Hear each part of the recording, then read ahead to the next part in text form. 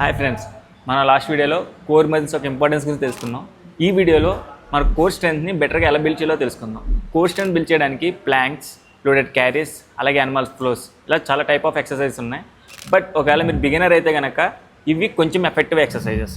ఇప్పుడు ఒక బిగినర్ గురించి నేను ఒక 3 ఎక్సర్సైజ్ చెప్తాను. ముందుకైతే ఈ రీల్ సేవ్ చేసి పెట్టుకోండి. నేను ఎలా చేయాలో చేసి చూపిస్తాను. ఇక్కడ నేను చూపిస్తున్న ఎక్సర్సైజ్ నేమ్ వచ్చేసి డాంకీ కిక్స్.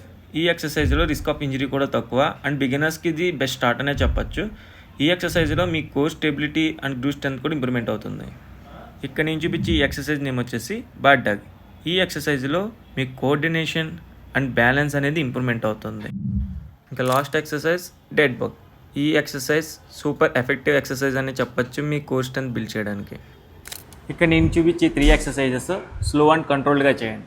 దీనివల్ల మీ core stability, balance and strength improvement అవుతాయి. నేను నెక్స్ట్ వీడియోలో హింజ్ మూమెంట్ గురించి ఎక్స్ప్లెయిన్ చేస్తాను. మీకు ఈ వీడియో నచ్చినట్లయితే ప్లీజ్ లైక్, షేర్, సబ్స్క్రైబ్. మరిన్ని స్ట్రెంత్ అండ్ కండిషనింగ్ వీడియోస్ కోసం మన ఛానల్ ఫాలో చేయండి.